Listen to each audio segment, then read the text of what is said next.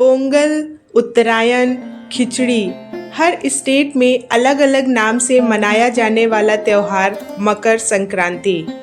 आपने कभी सोचा है कि क्या यह त्योहार सिर्फ पतंगबाजी और तिल गुड़ तक ही सीमित है?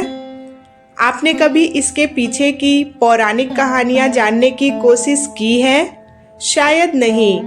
तो चलिए आज के इस वीडियो में हम समय के पहिए को पीछे घुमाएंगे और जानेंगे मकर संक्रांति से जुड़ी महान पौराणिक कहानियां, जो इस दिन को भारत का सबसे महत्वपूर्ण आध्यात्मिक पर्व बनाती हैं। सबसे पहले समझते हैं संक्रांति का अर्थ। जब सूर्य एक राशि से दूसरी राशि में प्रवेश करता है तो उसे ही संक्रांति कहा जाता है। लेकिन जब सूर्य धनु राशि से निकलकर मकर राशि में प्रवेश करता है तो इसे मकर संक्रांति कहा जाता है। इसी दिन से सूर्य उत्तरायण होते हैं, यानी उनकी दिशा उत्तर की ओर होने लगती है। कहते हैं देवताओं का एक दिन मनुष्यों के 6 महीने के बराबर होता है और उत्तरायण को देवताओं का ही दिन माना जाता है। यही कारण है कि इस समय से सभी शुभ कार्यों की शुरुआत हो जाती है। तो हमारी पहली कहानी है पिता पुत्र के जटिल रिश्तों और क्षमा की। पौराणिक कथाओं के अनुसार शनिदेव सूर्यदेव के पुत्र हैं, लेकिन सूर्यदेव ने उनके श्याम रंग के कारण उन्हें और उनकी माता छाया को स्वीकार नहीं किया था। इससे रुष्ट होकर शनिदेव और उनकी माता अलग रहने लगे।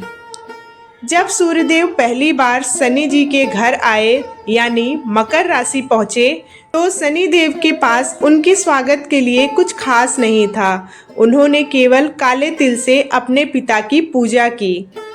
शनि की भक्ति और श्रद्धा को देखकर सूर्यदेव भावुक हो गए। उन्होंने शनिदेव को गले लगा लिया और वरदान दिया कि जब भी मैं मकर राशि में आऊँगा तो जो भी व्यक्ति मुझे तिल अर्पित करेगा उसे सुख समृद्धि मिलेगी और शनि के दोषों से मुक्ति मिलेगी। इसीलिए इस दिन तिल और गुड़ के लड्डू खाने और दान करने की परंपरा शुरू हुई। दूसरी कहानी है भीष्म पितामह के मोक्ष की।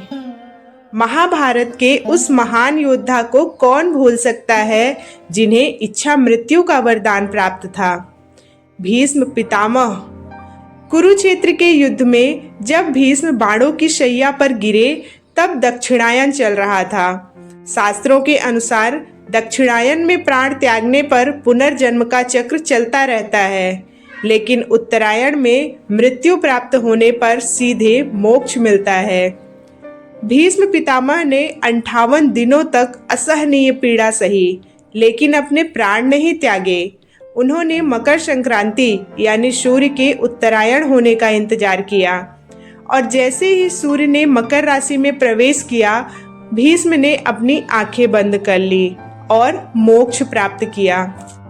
यह कहानी हमें सिखाती है कि संयम और संकल्प से हम अपनी मृत्यु पर भी विजय पा सकते हैं। तीसरी कहानी है माँ गंगा के धरती पर अवतरण की। यह कहानी जुड़ी है हमारी जीवनदायिनी माँ गंगा से।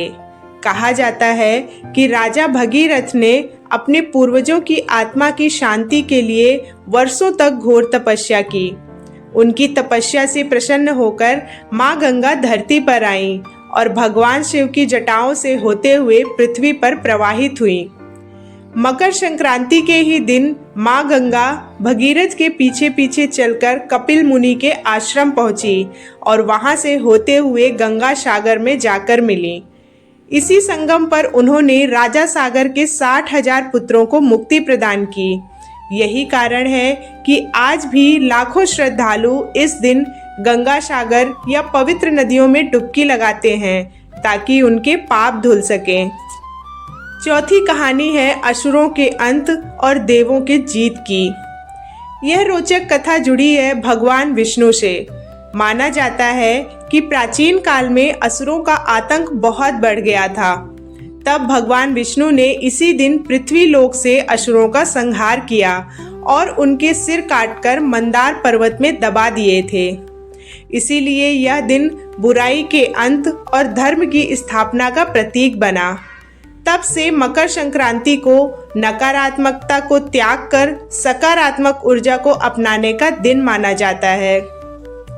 मकर संक्रांति सिर्फ एक खगोलीय घटना नहीं है, बल्कि भगवान सूर्य और शनि देव की तरह अपने रिश्तों को सुधारने, पितामह भीष्म की तरह संकल्प शक्ति अपनाने, भगीरथ की तरह माँ गंगा को धरती पर बुलाकर मुक्ति की खोज करने और बुराई पर जीत का उत्सव है। आइए अब वीडियो के अंत में जानते हैं कि मकर संक्रांति को अलग अलग स्टेट्स में किस किस नाम से जानते हैं।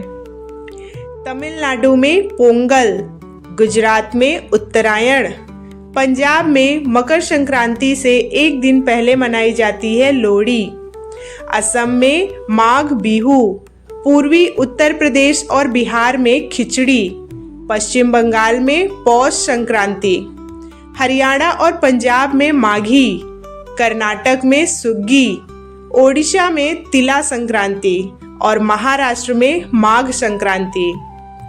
इस त्योहार को चाहे कितने ही अलग अलग नामों से क्यों न मनाया जाता हो, पर इसका मूल संदेश एक ही है, बांटना, प्रेम करना और आगे बढ़ना। उम्मीद है आपको यह जानकारी पसंद आई होगी। अब इस संक्रांति पर आप कौन सी कहानी अपने परिवार को सुनाएंगे, हमें कमेंट सेक्शन में ज़रूर बताइएगा। इस वीडियो को लाइक करें और अपने दोस्तों के साथ शेयर भी करें। आप सभी को मकर संक्रांति की हार्दिक शुभकामनाएं। ऐसी ही और इन्फॉर्मेटिव वीडियोस के लिए हमारे चैनल को सब्सक्राइब करते हुए जाइएगा। मिलते हैं अगले वीडियो में। जय महाकाल।